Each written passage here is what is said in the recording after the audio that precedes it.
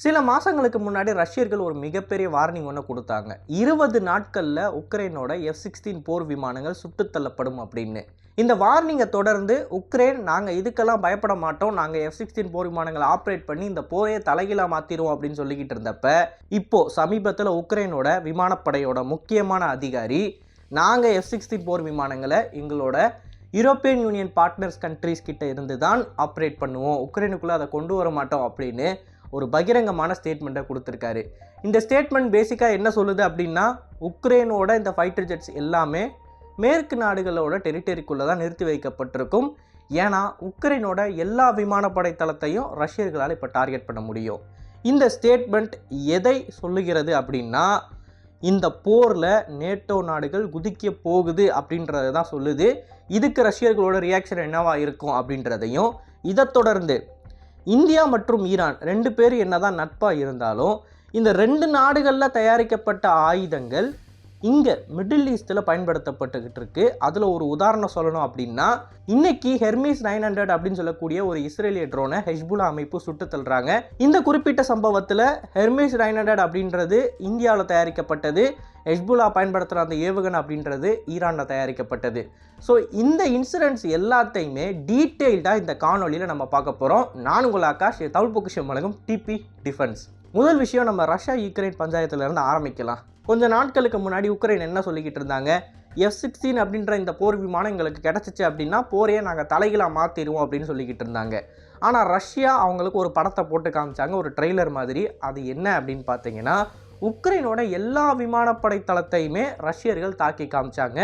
இதோட புரிதல் என்ன அப்படின்னா, நீங்கள் F-16 கொண்டு வந்து இந்த விமானப்படை தளங்களில் தான் நிறுத்த போகிறீங்க, அண்ட் இந்த விமானப்படை தளங்களை எங்களால் தாக்க முடியும் அப்படின்றப்ப F-16 உள்ளே வரதுனால உங்களுக்கு எந்த விதமான அட்வான்டேஜும் கிடையாது, இன்ஃபேக்ட் உங்களுக்கு டிஸ்அட்வான்டேஜ் தான் இருக்குது அப்படின்னு சொல்லி ரஷ்யர்கள் உக்ரைனுக்கு தெளிவாக உணர்த்திட்டாங்க. இப்போது இந்த தருணத்தில் உக்ரைனியர்கள் என்ன முடிவு எடுத்திருக்காங்க அப்படின்னு பார்த்தீங்கன்னா, F-16 விமானத்தை என் ஏர்பேஸில் நிப்பாட்டினா தானே நீ வந்து சுடுவ, நான் பக்கத்து கண்ட்ரியில் இருக்கிற ஏர்பேஸில் நிப்பாட்டிக்கிறேன் அப்படின்னு சொல்லி ரொமேனியா, லித்வேனியா மாதிரியான நேட்டோ கண்ட்ரீஸில் கொண்டு போய் இந்த விமானத்தை நிறுத்தலாம் அப்படின்னு உக்ரைனோட விமானப்படை தளபதியே அவர் ஒரு ஸ்டேட்மெண்ட் ஒன்று கொடுத்துருக்காரு.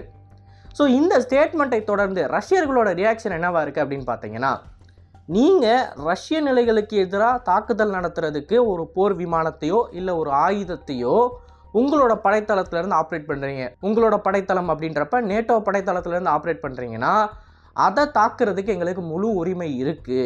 நாங்கள் நேட்டோ நாடுகளை தாக்கக்கூடாது அப்படின்னு தான் விரும்புகிறோம். நேட்டோ நாடுகள் அப்படின்றப்ப செக் ரிப்பப்ளிக், போலண்ட், ரொமேனியா மாதிரியான கண்ட்ரிஸை நாங்கள் தாக்கணும் அப்படின்னு சொல்லி விரும்பலை. ஆனால் இந்த கண்ட்ரீஸில் இருந்து ஒரு ஆயுதத்தை ரஷ்யாவுக்கு எதிராக நீங்கள் ஆப்ரேட் பண்ணிங்கன்னா அப்போ நாங்கள் கடுமையாக தாக்குதல் நடத்துவோம், அந்த விமானப்படை தளத்தில் இருக்கிற F-16 அழிப்போம் அப்படின்னு ரஷ்ய அதிபரான புட்டின் அவர்களும் சொல்லியிருக்காரு. ரஷ்யாவில் இருக்கக்கூடிய முக்கியமான டிஃபென்ஸ் அஃபீஷியல்ஸ் எல்லாருமே சொல்லிக்கிட்டு இருக்காங்க. ஸோ இவங்க எல்லாருமே இந்த வார்னிங்கை கொடுத்துக்கிட்டு இருக்கிற தருணத்தில் உக்ரைனோட விமானப்படை தளபதி இப்படி ஒரு ஸ்டேட்மெண்ட்டை கொடுக்குறாரு அப்படின்றது இந்த நேட்டோ கண்ட்ரீஸுக்கும் ரஷ்யாவுக்கும் உண்டான அந்த போரை வந்து அப்படியே சுருக்கி பக்கத்தில் கொண்டு வந்துக்கிட்டு இருக்கு அப்படின்றது தான் நிதர்சனமான உண்மை. இப்போது இதை வந்து இவங்க எப்படி ஹேண்டில் பண்ண போகிறாங்க மேற்கு நாடுகள் அப்படின்னு பார்க்குறப்ப, மேற்கு நாடுகளோட சைடில் இருந்து அடிஷ்னலான ஒரு இன்ஃபர்மேஷன் கிடச்சிருக்கு. அவங்க என்ன சொல்கிறாங்க அப்படின்னா, இப்போது ஒரு 100 F-16 போர் விமானங்கள் உக்ரைனுக்கு வழங்கப்படுது அப்படின்னு வச்சுக்கலாம். இந்த 100ல் 70, 30ன்னு பிரித்து 30 போர் விமானங்களை உக்ரைனுக்கிட்ட கொடுத்துருவாங்க. உக்ரைன் அவங்க நாட்டிலிருந்து ஆப்ரேட் பண்ணி இந்த போர் விமானங்களின் மூலமாக ரஷ்யாவுக்கு எதிரான தாக்குதலை நடத்துவாங்க. மிச்சம் 70 போர் விமானங்கள்லாம் இந்த பக்கத்தில் இருக்கிற நேட்டோ நாடுகளில் நிறுத்தி வைக்கப்பட்டிருக்கும். வெறும் நிறுத்தி வைக்க மட்டும்தான் பட்டிருக்கும். இந்த போர் விமானங்களை உக்ரைன் பயன்படுத்த மாட்டாங்க. சப்போஸ் இந்த போர்க்களத்தில் அந்த 30 போர் விமானங்களில் ஏதாவது போர் விமானத்தை சுட்டு தள்ளிட்டாங்க ரஷ்யன்ஸ் அப்படின்னா, அந்த போர் விமானத்தை ரீப்ளேஸ் பண்ணுறதுக்கு நேட்டோ நாடுகள், இந்த பக்கத்தில் இருக்கிற நேட்டோ கண்ட்ரிலேருந்து ஒரு போர் விமானம் உடனடியாக வரும். ஸோ உக்ரைனில் விமானப்படை தளத்தில் போர் விமானத்தை நிறுத்தி வச்சா டேஞ்சர் அப்படின்றத உணர்ந்ததுனால நேட்டோ கண்ட்ரீஸில் விமானத்தை நிறுத்தி வைக்கிறாங்க. ஆனால் அதே இது இந்த நேட்டோ கண்ட்ரீஸ்லேருந்து டைரெக்டாக இந்த விமானத்தை ரஷ்யர்களுக்கு எதிராக ஆப்ரேட் பண்ணாமல் இதை ஸ்டேஜ் பை ஸ்டேஜாக உக்ரைனுக்கு ரிலீஸ் பண்ணி உக்ரைனியர்களை ஆப்ரேட் பண்ண விடுறாங்க. இந்த ஒரு விஷயம் அப்படின்றது டிப்ளமேட்டிக்கலாக நம்ம பார்க்கலாம். அதாவது நேட்டோவை பொறுத்த வரைக்கும் நாங்கள் டைரெக்டாக எங்களோட ஏர்பேஸ்லேருந்து விமானத்தை உக்ரைனுக்கிட்ட கொடுக்கல, நாங்கள் அதை டிரான்ஸ்ஃபர் மட்டும்தான் பண்ணுறோம். நாங்கள் ஒரு ஹப்பு மாதிரி தான் ஆக்ட் ஆகுறோமே தவிர நாங்கள் டைரெக்டாக இந்த வாரில் இன்வால்வ் ஆகலை அப்படின்னு நேட்டோ நாடுகள் சொல்லிடலாம். அண்ட் ரஷ்யர்களும் ஏதாவது தாக்குதல் நடத்துனாங்க அப்படின்னா அவங்களுக்கு எதிராக ஒரு ஸ்டேட்மெண்ட்டை கொடுக்க முடியும். ஆக்சுவலாக நாங்கள் எதுவுமே பண்ணலைன்றப்ப எங்களை நீங்கள் தாக்கியிருக்கீங்கன்னு சொல்லி ரஷ்யர்களுக்கு எதிராக கடுமையான நடவடிக்கையில் அவங்களால ஈடுபட முடியும். இது வந்து டிப்ளமேட்டிக்கலாக நம்ம பார்க்கலாம். பட் இதை ரஷ்யர்கள் ஒத்துக்குவாங்களா அப்படின்றது எனக்கு சுத்தமாக தெரில. ஏன்னா பேச்சுவாக்கில் பார்த்தீங்க அப்படின்னா இது வந்து டிப்ளமேட்டிக்கலாக தெரியும் உங்களுக்கு, அவங்க டேரெக்டாக F-16 சப்ளை பண்ணலை அப்படின்னு. ஆனால் ஆக்சுவலாக வாரில் பார்த்தீங்க அப்படின்னா அங்கே இருக்கிற போர் விமானம் தானே இங்கே போகுது. ஸோ இதை ரஷ்யர்கள் ஒத்துக்குவாங்களா அப்படின்னு சொல்லி தெரியலை. இது எப்படி டெவலப் ஆகுது அப்படின்றத நம்ம பொறுத்து இருந்து தான் பார்க்கணும். பட் எது எப்படியோ நம்ம முன்னாடி இருந்து சொல்லிக்கிட்டு இருந்த ஒரு விஷயம், உக்ரைனோட எல்லா விமானப்படை தளத்தையுமே ரஷ்யர்களால் தாக்க முடியும் அப்படின்றப்ப இந்த F-16 போர் விமானம் உள்ளே வந்துச்சுனாலும் அது ஒரு பெரிய கேம் சேஞ்சராக இருக்காது அப்படின்னு தான் நம்ம பேசிக்கிட்டு இருந்தோம். அது இப்போ உண்மையாயிருச்சு. உக்ரைனியர்கள் அவங்களோட வாயாலேயே சொல்கிறாங்க, F-16 நாங்கள் எங்களோட விமானப்படை தளத்தில் வச்சுருந்தோம் அப்படின்னா அதை எங்களால் காப்பாற்ற முடியாதுன்னு. ஸோ இது ஒரு தெளிவான உதாரணம். இது வந்து வெறும் ஒரு பப்ளிசிட்டி ஸ்டண்ட்டு தான் தவிர இது போரில் எந்த விதமான மாற்றத்தையும் ஏற்படுத்தாது. இப்போ அடுத்து இஸ்ரேலோட பஞ்சாயத்துக்கு நம்ம வருவோம். ஹெர்மீஸ் 900 அப்படின்னு சொல்லக்கூடிய இந்த ட்ரோனை மீடியம் ஆல்டிடியூட் சர்வைலன்ஸுக்கும் பயன்படுத்துவாங்க, சில பாம்பிங் ரோலுக்கும் பயன்படுத்துவாங்க. அஃபென்ஸு சர்வைலன்ஸு ரெண்டுத்துக்குமே பயன்படுத்துவாங்க. இந்த ட்ரோனை எல்பிட் அப்படின்னு சொல்லக்கூடிய ஒரு கம்பெனி தான் உருவாக்குது. இந்த கம்பெனி அதானி அப்படின்னு சொல்லக்கூடிய நம்மளோட உள்நாட்டு கம்பெனி கூட கொலாபரேட் பண்ணி இந்தியாவில் இப்போ இந்த ட்ரோன்ஸை மேனுஃபேக்சர் பண்ணிக்கிட்டு இருக்கு. இந்த காசா போர் ஆரம்பித்ததுலேருந்து சுமாராக 20க்கும் மேற்பட்ட ஹெர்மீஸ் 900 ட்ரோனு இந்தியாவோட இந்த அதானி குரூப்லேருந்து இஸ்ரேலுக்கு வழங்கப்பட்டிருக்கு. இதை நம்ம பல காணொலிகளில் பேசியிருக்கோம். இது முதல் முறை கிடையாது. இப்போ இந்த ட்ரோன் எல்லாத்தையுமே இஸ்ரேல் அவங்களோட எதிரிகள் மேலே பயன்படுத்திக்கிட்டு இருக்கிறப்ப அதை பல தடவை ஹிஸ்புல்லா அமைப்பு சுட்டு தள்ளியிருக்காங்க. அதில் லேட்டஸ்ட்டாக நடந்த சம்பவம் என்ன அப்படின்னு பார்த்தீங்கன்னா, சக்கீர் 358 அப்படின்னு சொல்லக்கூடிய ஈரானால் வழங்கப்பட்ட ஒரு சர்ஃபேஸ் டு ஏர் மிசைல் சிஸ்டமை பயன்படுத்தி ஹிஸ்புல்லா நேற்றைக்கு ஹெர்மீஸ் 900 சுட்டு தள்ளியிருக்காங்க. அதோட வீடியோஸ், ஃபோட்டோகிராஃப்ஸ் எல்லாமே ரிலீஸ் ஆகிருக்கு. லைவாகவே நீங்கள் பார்க்கலாம் அந்த ட்ரோனை வந்து சுட்டு தள்ளுற ஃபுட்டேஜ். ஸோ இந்த ஒரு ஃபுட்டேஜ் ரிலீஸ் ஆனதுக்கப்புறமா ஹிஸ்புல்லா அமைப்பு ப்ரௌடாக நாங்கள் பாருங்கள் இஸ்ரேலோட பெரிய ஆயுதத்தை சுட்டு தள்ளிட்டோம் அப்படின்னு சொல்லி அவங்க சைடில் வந்து ப்ராபகேண்டாக்காண்டி பயன்படுத்திக்கிட்டு இருக்காங்க. இன்னொரு பக்கம் இதை நீங்கள் தெளிவாக நோட்டீஸ் பண்ணிங்கன்னா உங்களுக்கு ஒன்று புரியும். வழக்கமாக இந்த மாதிரி குளோபல் கான்ஃப்ளிக்ஸ் எதையுமே எமோஷனலாக பார்க்காதீங்க அப்படின்னு சொல்லி நான் சேனலில் பல தடவை சொல்லிக்கிட்டு இருப்பேன். அதுக்கான ரீசனே இதுதான். இப்போ இந்த இன்சிடெண்ட்டை பாருங்கள். ஹெர்மீஸ் 900 வந்து இந்தியாவில் தயாரிக்கப்பட்ட ஒரு ஆயுதம். அதை வந்து நம்ம முழுக்க உருவாக்கலை.